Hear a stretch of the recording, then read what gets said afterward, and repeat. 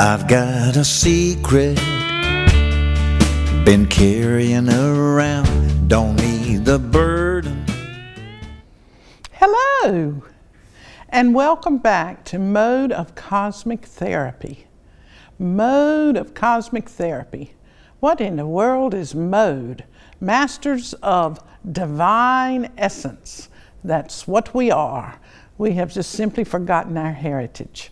I'm glad you're back with me today, and I'm certainly glad that Mitzi is here and Sandy and all of the other wonderful folks here at RTN Television Studios in Raleigh, North Carolina. Raleigh is such a beautiful city. I mean, if you've never been, you should. If you ever have the occasion, come and visit and see all of the magnificent trees. Yep, that's what it is. Trees like you've never seen before. Do you like trees? I like trees.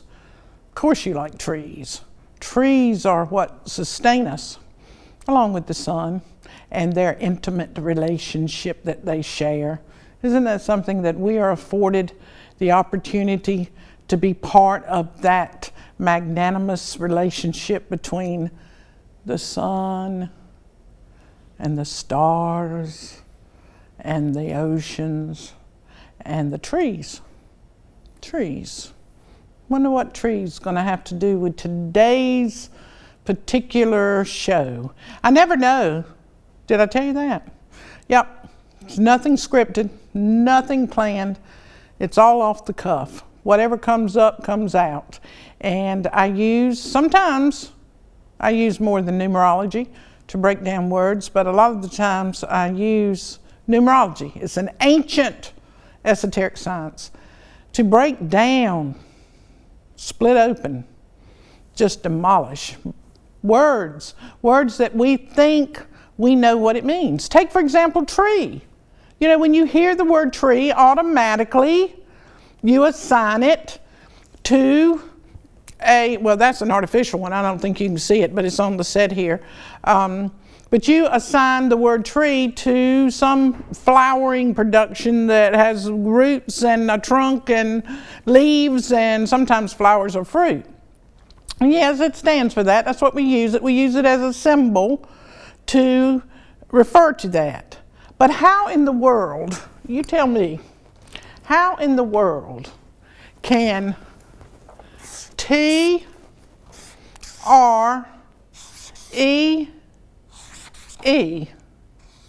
those letters, begin to define what a tree is? How can they? How can they possibly relate to you what a tree is? By themselves, 20, 18, 5, and 5. Wheel of Fortune. This is the tarot cards, in case you don't know, it's number 10. This is the moon, and also represents the mother. And this, my gentle creatures of the earth, is the mother, father, child, God expression in all of us. So how about that? So we have these two E's too are the Hierophant. So there's double Hierophant. I think I'm going to look it up in my book in a minute. But we've got two of those Hierophants, and that's nothing in the world but learning, experience, keys to the kingdom. You mean there's keys to this, unlocking this experience of life? Yeah, there he is. Keys to the kingdom. Oh, what kingdom, Paula? Well, I'm talking about the kingdom that Jesus was referring to. The kingdom that is within you. The kingdom that is within you. Keys to that kingdom are held by the Hierophant.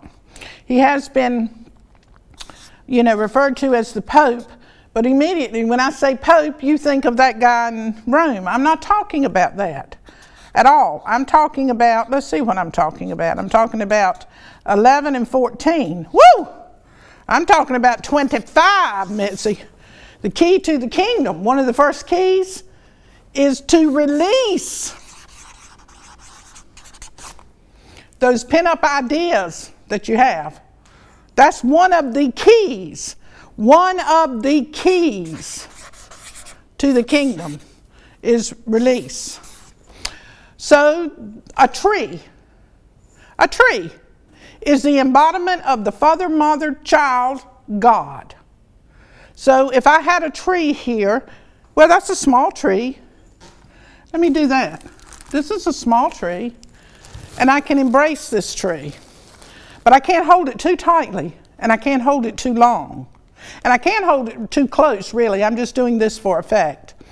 But from afar, I can appreciate this tree because I know that inside of that tree, or as that tree, the Father, Mother, Child, God is represented in fullness. I need not go any further. I need not pick up the Bible. I need not go to a seminar. I need not go to church. I need not put something on my head and bow down to any other object. I am fully aware that this tree, this manifested object, encompasses the Father, Mother, Child, God of everything that could ever be and everything that is inside of me. Now this tree is going to bloom and flower, and then in the wintertime it's going to die. And the leaves will fall off because they'll turn brown, the flowers will fall off, and it'll stay dead for a while. But in the springtime it'll come back. Isn't that miraculous? It will come back again, and it will be just as flowered, and it'll be full of leaves, and it'll be exchanging in that miraculous photosynthesis cycle that enables us to live. We inhale what they exhale, and they inhale what we exhale. So you could say real easy that we're having intercourse with God. That's what you could say. Because we are surrounded by trees, we're engulfed by trees and flowers and all of this of the earth, and we are in this continuous cycle of inhaling and exhaling. Inhaling and exhaling. The magnificence of life, the magnificence of creation, ever unfolding. You know, when people die, there's a new crop of living souls. All the time. People are dying, people are being born. The tree. Flowers, dead, gone, come back. Okay, so that's the first letter that represents that tree. That tree. Well, that's a living tree. Okay, the next one is the R, and that is the mother and the moon. We are so affected by the moon. That is everything that is found in our subconscious. Paula, what does that mean, subconscious? You know what it means if you have done anything that where psychology is concerned. It's all of those fears and trepidations and habits and ideas and traditions and methods and words and events and occurrences. You know, if you thought about it, you can't think about it because it's just too miraculous. But there's no way for you to be able to consciously bring it to your remembrance. But everything that has ever happened to you, and I'm just going to start with your mother. I'm just starting with your mother inside of her womb. That's all. I'm not going beyond that right this minute. But everything that she felt, everything she ate, every person she interacted with, every fear that she had, every time she got angry, every lie she told, every lie she heard, everything she indulged in that she was ashamed of, everything she did that she was proud of, everything that she wanted to do that got denied her, everything that she felt that she was left out on, everything. All those experiences and those feelings and those thoughts and those emotions They pass through your blood because of the placenta, just like the tree. Just like, well, every time she took a breath, she was breathing for you, and everything that she thought, felt, ate, did, whether in secret or not, went through you. Went to make up your existence before you got here. And then on the day that you came, you know, whatever was going on in the political realm had an effect on you. Whatever was going on with the weather, whatever was going on in the news, whatever was going on in your family, whatever was going on in your town, whatever was going on in the room with the nurses that bathed you, or the doctor that delivered you, whatever conversation he had with his wife, if he had a wife, whether he divorced, whether he didn't eat breakfast that morning, all of those things you heard and you recorded. You began recording every bit of it, every single bit of it, and it went in you. So these are those things and fears and ideas and thoughts that you have that you can't understand where they come from. Oh, they come from somewhere. They come from a lifetime of what you heard, saw, and envisioned. And some of you, no doubt, went through divorces. Some of you went through childhoods that were abusive, sexually, physically, mentally, spiritually, economically, socially. You went through a lot of abuse, and then there's some others that went through some really good times. You know, you did some, if they're called good times, let me eliminate that word. You went through some other times, just as valuable, not necessarily as traumatic as sexual or physical or emotional abuse or being hungry even. But you went through those abuses as well. I mean, you went through those experiences of maybe you were in a drama play, or maybe you were in sports, or maybe you got to go on a field trip. Whatever happened in your life has been recorded. Every word you've ever said to anyone, every morsel of food you've ever ingested or put in your mouth, whether you wanted the foods to be put in your mouth or not. Maybe you had parents that forced you to eat things you didn't want to eat, or maybe you had parents that did not feed you as well as you should have been fed, and you were just fed donuts and drink all your life because that was the situation that you were in. But all of those things, when you went to school, and the teachers, no matter what they had gone through that day or didn't go through that day, or the deaths they experienced, the money they might have been shorted on. Maybe, you know, people go in and out of jail, prison, and die and have horrible, what we view as horrible sicknesses and everything. All of these events, all of them, all of the circumstances, all of the people, all of the situations that you encountered them. I didn't encounter them. Your mother didn't encounter them. Your father didn't encounter them. Your best friend didn't. You encountered whatever you heard went into you. And you recorded every single solitary, everything. Every gesture. This is a gesture. Every look. Every sigh. Every smile. Every tone of the voice changing. You recorded it all. And inside of you, you determined with these various different personalities, because your personality is your ego, and even though it is geared towards destroying you, it is your greatest fortress in enabling you to overcome what you have to overcome and to opening up the deepest part of you. Stay with me. Your personality, even though it is designed to destroy you, it is the only thing that is capable of opening up the vault where the essence of you is at. No other thing can do it. No other personality can do it. No other person, no other book, no other religion, no other truth.